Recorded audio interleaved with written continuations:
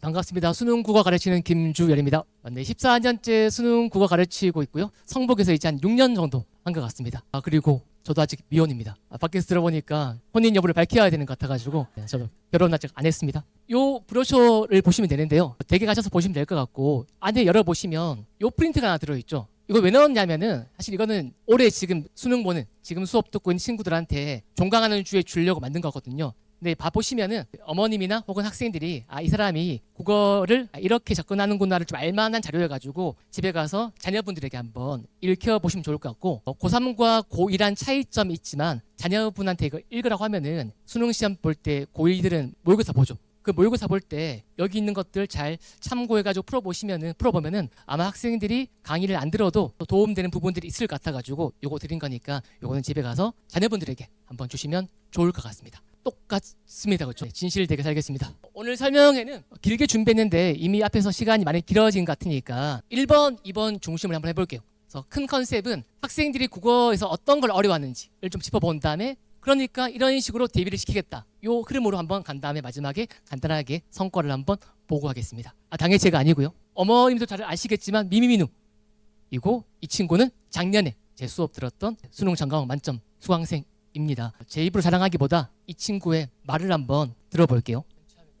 더 궁금하신 분들은 유튜브로 직접 더 보시면 됩니다. 사실 제가 운이 좋았죠. 이 훌륭한 친구가 제 수업을 들어준 제가 운이 좋은 건데 한 가지 자랑할 수 있는 건 이 제이는 작년에 개강 때부터 종강 때까지 처음부터 끝까지 다 들었던 친구이고 그 친구가 저렇게 수능 때 좋은 결과를 냈고 이 친구 했던 이야기들이 수업 때 제가 했던 이야기들이라고 보시면 될 것 같아요. 그래서 어떻게 공부할지가 막막한 과목이 국어인데 그 전에 간단한 이야기를 한번 해보겠습니다. 최근에 수능 국어는 1컷이 보통 80점 중반에서 90점 초반이에요. 85점, 6점, 쉬우면 91.2점. 보통 한 문제가 2점 아니면 3점이거든요. 그러면 한 3문제, 많이 어려운 시험은 한 4문제까지는 틀려도 1등급이 나오는 시험입니다. 두 번째 특징은 수능 국어는 공통 과목과 선택 과목인데 공통 과목이 중요하거든요. 문학과 독서는 보통 비문학입니다. 각각 17문제예요. 뭐가 더 중요할까요? 각각 7문제니까 둘 다 똑같이 중요하죠. 그런데 아마 이런저런 설명에 다녀보시면 독서, 비문학을 많이 강조할 텐데요. 최근 평가원 기출 트렌드는 독서가 훨씬 쉬워지고 있습니다.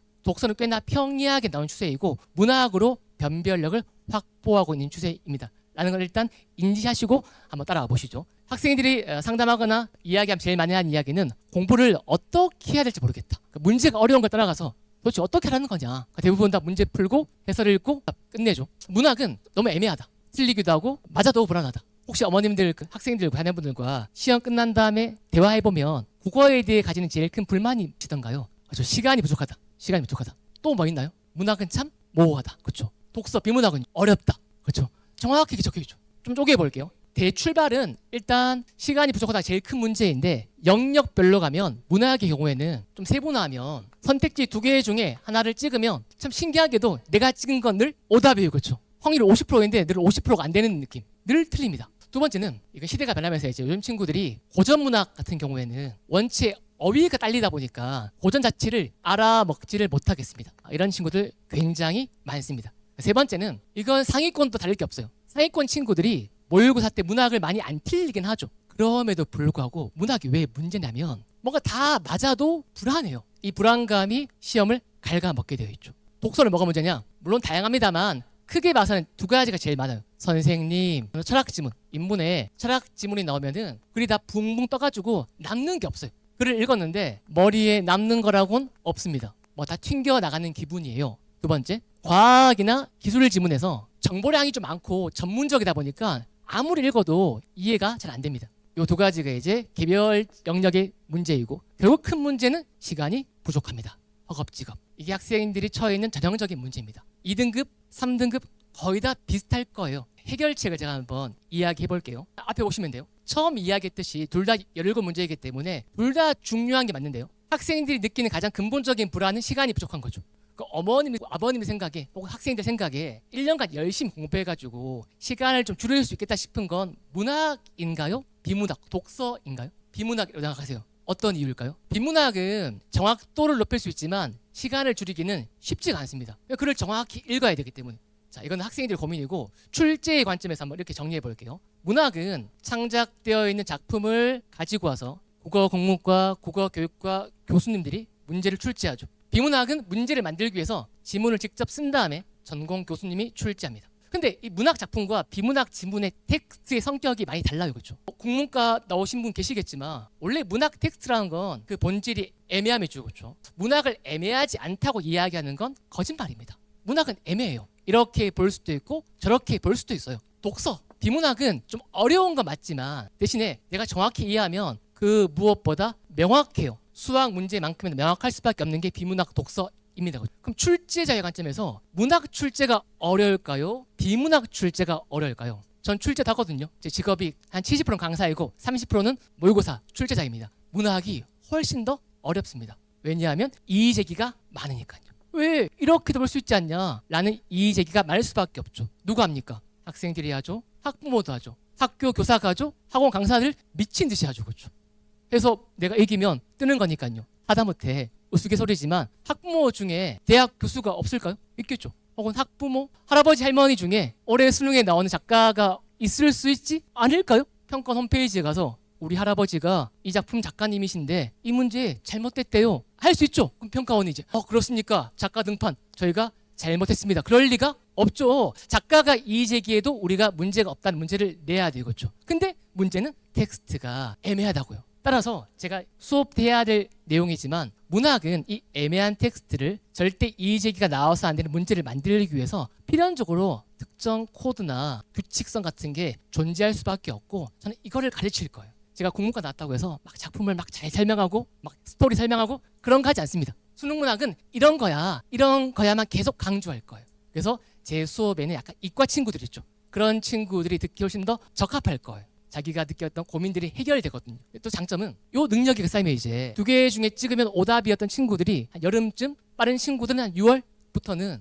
선생님 둘 중에 하나가 여전히 애매하긴 하지만 얘는 100% 답인 것 같습니다. 그래서 선지 판단 능력이 배양됩니다.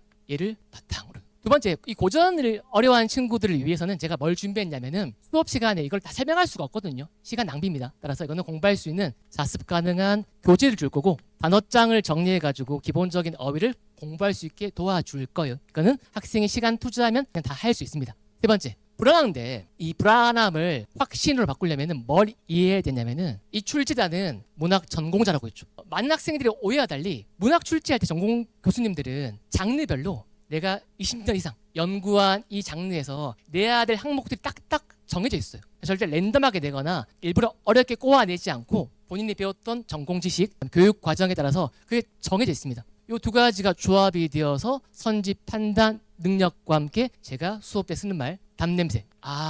지금까지 수많은 기출 봤더니 항상 이런 포인트가 정답이었지. 그러면 이제 답을 골라도 확신을 가지고 답을 고를 수 있죠. 이게 문학에서의 학생들이 문제점과 이에 대한 해결 방안입니다. 두 번째는 이게 더 중요한 이야기인데 보세요. 철학 지문이 남는 게 없대요. 과학이 이해가 안 된대요.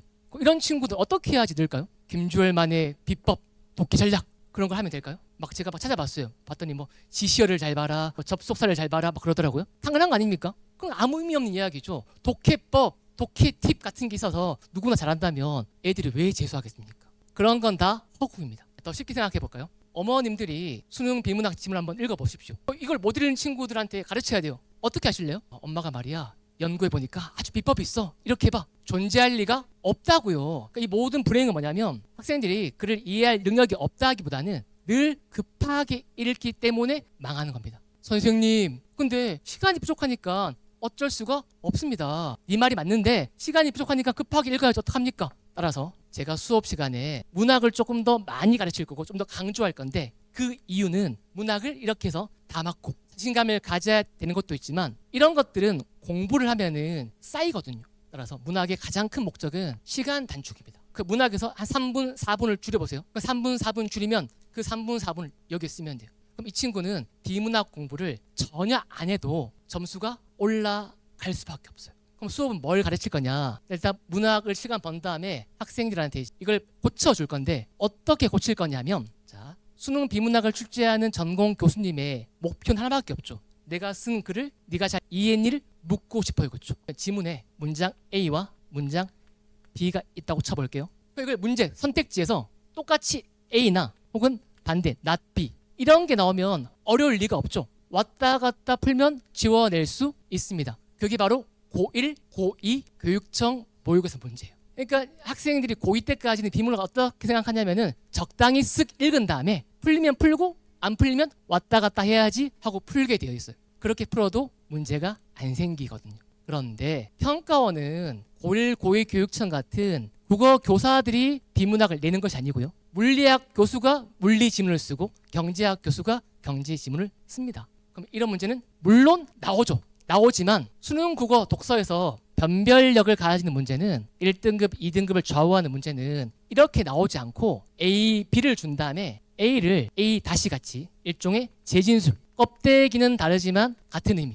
너 파악할 수 있니? 묻고요. A와 B가 나와 있지만 안 적혀 있지만 이 두 개 합치면 문맥상 C라는 새로운 의미가 나올 수 있죠. 그걸 보통 우리가 추론이라고 합니다. 그럼 어떤 애들이 수능 국어 시험 날 속된 말로 썰려 나가겠습니까? 눈알 굴리기 보는 식으로 그렇죠. 왔다 갔다 웃을 일이 아닌 게 대부분의 학생들이 그렇게 풉니다. 그걸 이렇게 바꿔야 돼요. 그럼 애들이 이제 이런 문제를 풀리니까 이렇다는 걸 알고 있어 이제. 근데 왜 수능 시험 때 왜 망하냐? 결국에는 시험 때는 마음이 쫓기니까. 그럼 어떻게 해결해 줄 것인가? 이거 훈련시킨 다음에 훈련 성과가 시험 때 나올 수 있게 이걸 더 많이 시켜서 시간을 단축시키겠다. 그리고 제가 14년 가르쳤거든요. 비문학은 진짜 안 된 애들은 1년 해도 안 되기도 해요. 너무 정직했나요? 이거는 18년간 만들어진 문해력이기 때문에 1년 동안의 역전은 힘들어요. 그러니까 이만큼 있는 친구가 좀 가는 건 가능한데 여기 있는 친구가 이렇게 가는 건 힘들어요. 근데 문학은 다 됩니다. 시간이 차이가 있을 뿐. 근데 그게 되면 자동으로 끝난다.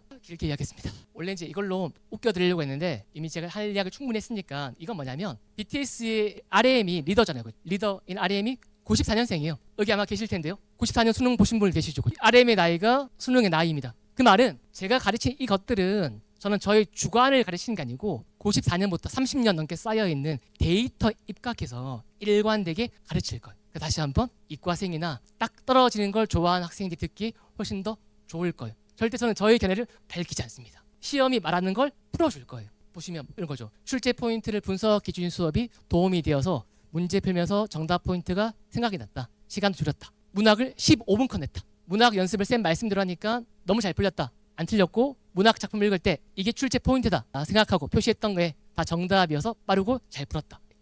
이걸 다 학습한 친구들인 겁니다. 1등급도 있고 3등급도 섞여 있습니다. 그러니까 자연스럽게 문제보다는 지문을 정교하게 읽는 방식으로 훈련한 게 큰 도움이 되었다. 1년 동안 독해력도 늘고 빨라졌다. 중간에 고부됐었지만 끝까지 배운 대로 갔던 게 효과를 봤다. 힘드시잖아요, 그렇죠? 다시 한번 제가 화면을 전환할 테니까 놀라시는 듯한 쉰hum을 취하시면 분위기가 조금 더 활발해질 것 같습니다. 이건 빨리 말할게요. 이거는 제가 강의 준비할 때 신경 쓰는 포인트인데 제가 국어잖아요, 국어. 당연한 걸 당연하게 가르치는 걸 하지 않겠다. 아주 쉬운 문제는 네가 해설지 보고 공부해라. 수업이라는 건 애들이 어려울 만한 걸 가르쳐야 돼요. 헷갈려하고 간질간질한 걸 가르쳐야 됩니다. 그러려면 뭘 준비해야 되냐면은 예를 들면 21번 문제가 정답률이 45%라고 칠게요. 어려운 문제입니다. 답이 1번이에요. 근데 선택지 2번이 오답인데 얘가 40%가 나온 거예요. 뭘 가르칠 거냐? 당연히 이걸 가르치겠죠. 당연히. 근데 저는 이게 궁금해요. 이게. 왜 애들은 절반 가까이가 이걸 썼을까 그렇죠. 자기들 나름의 이유가 있겠죠.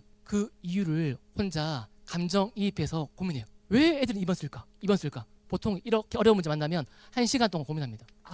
이것 때문이구나. 다 보이면 이제 강의 해설지를 만들고 수업을 해요. 그러면 수업 때 어떤 반응을 보이냐면 이 문제를 풀 때는 당연히 집중력이 좋겠죠. 어려운 문제니까요. 1번 설명할 때 열심히 들어요. 2번 설명할 때 더 열심히 듣겠죠. 제가 말합니다. 2번 쓴 친구들은 아마 이런 생각을 해서 이렇게 골랐을 거다라고 이야기하면 애들이 눈빛이 반짝이기도 하고 부끄러워하기도 해요. 왜 부끄러워할까요? 속마음을 들켰거든요. 나 진짜 저렇게 풀었는데? 근데 이렇게 풀면 안 되는 거였네를 느끼면 부끄러워하고 반짝여요. 그리고 저는 그 눈빛을 신뢰의 눈빛이라고 생각합니다. 내가 왜 틀린지를 쌤이 아시는구나 라고 생각해야지 수업을 더 잘 들어요. 그리고 그렇게 해야지 2번 쓰던 애가 1번 써야지 점수가 오를 거잖아요. 이런 강의를 하겠습니다. 그러니까 달리 이야기하면 너무 소극적이고 공부에 전혀 관심이 없고 막 6등급 이런 친구들 듣기에는 적합한 강의는 아니긴 하죠. 그렇죠? 아주 평이한 건 학생들에게 맡기겠습니다. 관리에 대한 이야기는 내년에 조교한테 시키는 일을 오로지 학생들 숙제 검사만 시킬 거예요. 숙제 검사를 진짜 빡세게 시키고 뭔가 안 돼 있는 친구가 있으면 다 불러서 잡돌이 시키고 표현이 문제가 있었네요. 어떻게든 하게 시키고 그래도 문제가 있으면 저한테 이야기하기 위해서 제가 직접 불러서 다 학생 상담을 다 할 겁니다. 그리고 개선이 없어 보인 친구들은 제가 책임질 수 없기 때문에 조심스럽게 야 너는 딴 데 가는 게 좋겠다라고 이야기할 수도 있어요. 그러니까 공부할 친구들만 제가 어떻게든 시켜보겠습니다. 적당한 친구들한테 조금 더 쪼여가지고 어떻게든 할 수 있게 수업 듣고 숙제해야지 점수가 나옵니다. 커리큘럼은 뭐 설명할 필요 없을 것 같은데 내년부터는 올해까지랑 달리 1학기 한정으로는 내신 대비 수업도 진행할 예정입니다. 그래서 수시가 중요한 것 같아서 내신도 제가 직접 챙기겠습니다. 이렇게 다양한 컨텐츠 교재들 학생들한테 충분하게 제공할 거고요. 뭐 상승 후기 많이 적혀 있으니까 제 자랑하기가 좀 그러니까요. 집에 가셔서 한번 읽어보시면 좋을 것 같은데 딱 하나만 보시면 모의고사 보면 3등급도 힘들었던 제가 실력이 늘어서 감사하다인데 이 친구가 1등급을 받은 친구예요. 그러니까 1년간 열심히 하면 그 만점자가 아니어도 누구나 다 오를 수 있는 게 수능 국어입니다. 방향을 잘 잡아야 돼요. 나머지는 생략합니다. 요거는 위의 점수는 6월 모평이고요. 밑에 건 수능이에요. 6모 때 대비해서 수능 때 점수가 많이 오른 친구들 걸 다 모아봤습니다. 이건 제가 재수학원에 있을 때 받았던 성적표입니다. 학생들이 이제 익명으로 강의 만족도를 쓰거든요. 만족도 99%. 이 한 명이 누군지 아직도 모르고 있어요. 이 한 명한테 고맙습니다. 이 덕분에 자만하지 않고 더 열심히 준비했습니다. 이건 주관식 항목인데 이걸 보면은 수업 준비를 항상 열심히 해오시는 것 같아서 감사하고 재밌게 수업을 해주시려고 해서 제일 좋은 수업이네요. 제가 겉보기는 어떨지 모르겠지만 굉장히 성실한 편이에요. 성실하게 강의 준비하고 내년도에는 컨텐츠나 자료도 조금 더 많이 만들 생각입니다. 학생들한테 어떤 면에서건 부족함 없이 충분히 제공할 계획입니다. 그래서 국어 설명이 듣느라 고생하셨고요. 맡겨주시면 제가 드릴 수 있는 답변은 결과로 보답드리겠습니다. 감사합니다.